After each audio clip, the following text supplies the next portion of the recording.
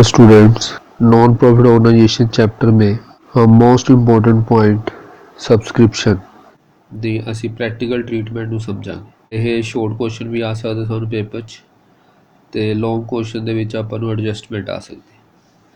ਤਾਂ ਐਡਜਸਟਮੈਂਟ ਇਹ ਕਿਉਂ ਹੈ, ਇਹ ਅਸੀਂ ਹਰ ਇੱਕ ਪੁਆਇੰਟ ਨੂੰ ਧਿਆਨ ਨਾਲ ਸਮਝਾਂਗੇ। ਆਪਾਂ ਨੇ ਫਸਟ ਕੇਸ ਲਿਆ ਜਦੋਂ ਅਸੀਂ ਲਿਖਿਆ ਹੈ calculation of subscription for the year ended 31 March 2020। Year ਦੀ ਬਹੁਤ ਇੰਪੋਰਟੈਂਸ ਹੈ। ਜੇ ਅਸੀਂ 31 ਮਾਰਚ 2020 ਨੂੰ ਸਬਸਕ੍ਰਿਪਸ਼ਨ ਫਾइंड आउट ਕਰਨੀ ਹੈ ਤਾਂ ਅਸੀਂ ਪਹਿਲੇ ਦੇਖਣਾ ਸਾਡਾ ਕਰੰਟ ਈਅਰ ਕੀ ਹੈ। ਕਰੰਟ ਈਅਰ ਹੋ ਗਿਆ ਸਾਡਾ 1 ਅਪ੍ਰੈਲ 2019 ਟੂ 31 ਮਾਰਚ 2020।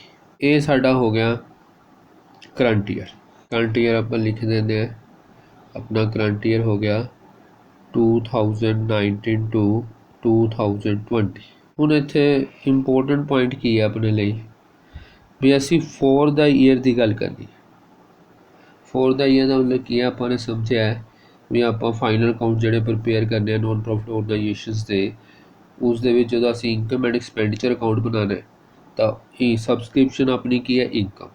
तो असी इनकम साइड जी है सबसक्रिप्शन शो करनी है, बट कदों की शो करनी है, current year, only for current year. इस करके सानू एडजस्टमेंट की लोड़ पै रही। So due to this reason it is very important point. असी ये देखना फॉर द ईयर। हुण फॉर द ईयर असी किवें फाइंड आउट करी। फॉर द ईयर का मतलब की है भी इस साल की सबसक्रिप्शन असी देखनी है, चाहे आई है चाहे नहीं आई। तो इस पॉइंट को देखने लिए असी एक क्वेश्चन लिया जिसकी हैल्प नाल आपां इह पॉइंट को अच्छी तरह समझें। सब तो इंपॉर्टेंट पॉइंट एडजस्टमेंट बच्चे करते हैं, क्रैमिंग करते हैं कि ऐड करना है कि लैस करना है। क्रैमिंग नहीं करनी, आपने लॉजिक्स क्लीयर करना। तो subscription received first important point.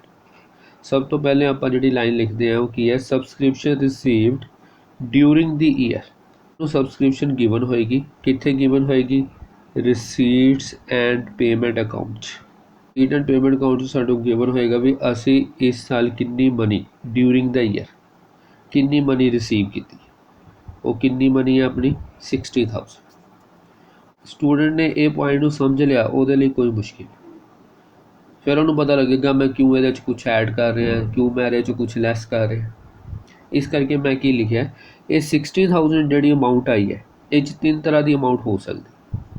अगले साल का पैसा कुछ मैंबर्स ने दिता हो सकता है, पिछले साल जो पेंडिंग सी वो कुछ पैसा इस साल आया हो सकता है, करंट ईयर का जिन्ना इस साल आया वो ये हो सकता। इस करके सब तो इंपोर्टेंट पॉइंट है भी पहले आप 60,000 जी मनी इस साल रिसीव की है उन्होंने समझिए भी वो की फिर असी इस साल की जी मनी है वो फाइंड आउट कर सकते। तो सब तो पहले असी ये पॉइंट को समझना है भी 60,000 च अपने को इस साल जिन्ना पैसा आया रिसीव्ड, पिछले साल का जिन्ना आया कदों है, इस साल वो केड़ा आएगा जो पिछले साल पेंडिंग सी, ते कितना अगले साल का इस साल च आया नैक्सट ईयर। वो सानू अगला एडजस्टमेंट क्वेश्चन वाला क्वेश्चन च प्रोवाइड करेगा। तो वो असी एडिशनल इंफॉर्मेशन को ध्यान च लैके पॉइंट्स नू करना। तो वो आप एक सिंपल मैथड यूज़ करांगे, बिल्कुल ही सिंपल। वो सिंपल मैथड की है, आपने एडजस्टमेंट्स नू 4 एडजस्टमेंट्स अपने को गिवन है जिन्होंने आपने एक पैटर्न दे विच पुट करके ईजिली समझना। देखो साढ़े को 2 टाइम पीरियड है, एक बिगनिंग दूसरा की है एंड। तो आपने लिखा है इस साल का बिगनिंग स्टार्टिंग पॉइंट वो की है 1 अप्रैल 2019 एंड क्लोजिंग टाइम की है 31 मार्च 2020। तो अपने को टाइम पीरियड है बिगनिंग एंड इनू असी ओपनिंग एंड क्लोजिंग भी कह दें। क्लीयर। तो उस 2 तरह की साढ़े को एडजस्टमेंट्स है, outstanding and advance. Very important. हुण असी क्वेश्चन दे विचों ये वाली अमाउंट्स जिहड़ियां इस दे विच पुट करके इसनूं ईजिली समझना। सब तो पहले साढ़े कोल गिवन है subscription outstanding at the and. इस साल के एंड दे विच जिन्नी पेंडिंग अमाउंट है, आउटस्टैंडिंग मतलब पेंडिंग जिहड़ी असीं हले रिसीव नहीं की बट अपना राइट है क्योंकि ड्यू इस साल हुई है, the amount which is due but not yet received, वो कितनी है 10,000। तो आउटस्टैंडिंग एंड की गल की अपने तो अपने लिखता 10,000। की करना है ऐड लैस बाद चो गल कर। उस बाद अगला पॉइंट दिता subscription advance at the and का मतलब की है इस साल जो पैसा आया पर हैगा किस नाल रिलेटेड है नैक्सट ईयर, इस करके अपने advance they which at the and मतलब इस साल कितना एडवांस आया 20,000 वो अपने शो कर। नैक्सट एडजस्टमेंट है subscription outstanding at the beginning.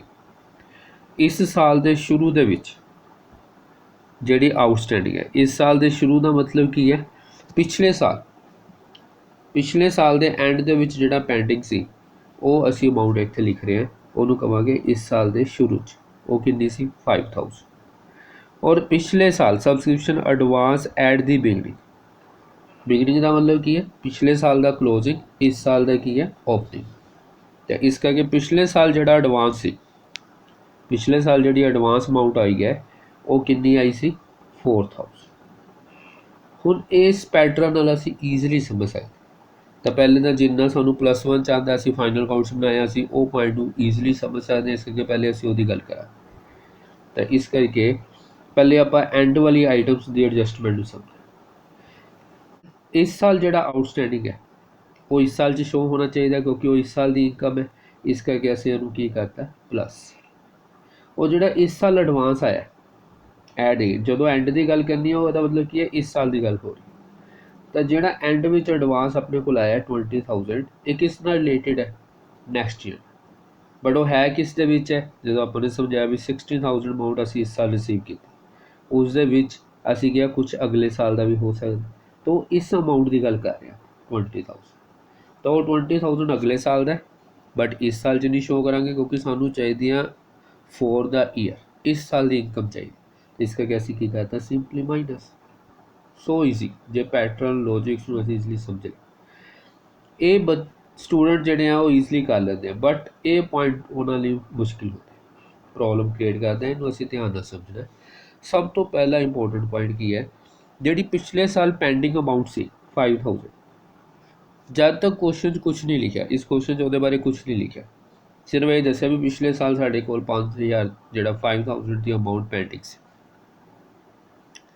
जब तक क्वेश्चन च कुछ नहीं लिखा तो असीं ये मनना भी पहले मैंबर पिछले पैसे आपां नूं इस साल देण, इस करके असीं मन के जा रहे भी 5,000 जिहड़ी अमाउंट है वो इस साल 60,000 दे विच आ गई। तो इस करके असीं वो पिछले साल की इनकम है, इस साल की इनकम नहीं है, इस करके असीं की करता माइनस। इसी तरह जिहड़ा पिछले साल एडवांस आया वो इस साल की अमाउंट से तो नहीं आएगा क्योंकि वो पैसे मैंबर्स ने पिछले साल ही देते सानू इस साल, इस करके असीं पिछले साल उन्होंने की कह रहे हैं एडवांस। जो पिछले साल उन्होंने इस साल के पैसे देते बट मनी किस साल की है इस साल की, दिस ईयर करंट ईयर की मनी है पर आ कदों गई लास्ट ईयर च, इस करके असीं उन्होंने इस साल की जिहड़ी मनी है उस दे विच की करांगे ऐड।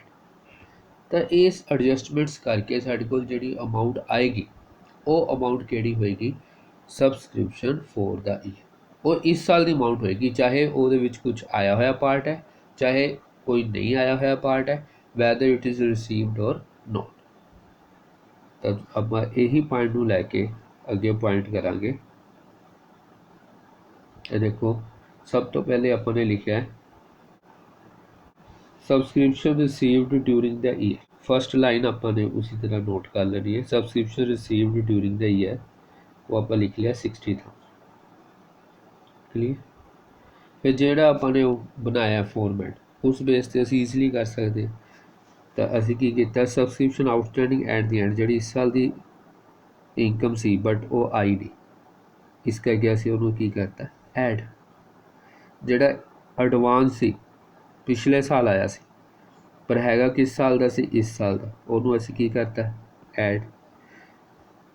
फिर अपने को subscription advance at the and, इस साल एंड च एडवांस आई है पर हैगी कदों दी है नैक्सट ईयर की, इस करके अपन ने की करता है less. Subscription outstanding at the beginning, पिछले साल पेंडिंग सी पर असी की बन के चलना जब तक क्वेश्चन कुछ नहीं गिवन तो वो इस साल पहले साढ़े को आए, इस करके असी उन्होंने की करता लेस। तो जो साढ़े को अमाउंट आएगी वो की आएगी सबसक्रिप्शन फॉर द ईयर, जी कि असी किस शो करनी है, इनकम एंड एक्सपेंडिचर अकाउंट।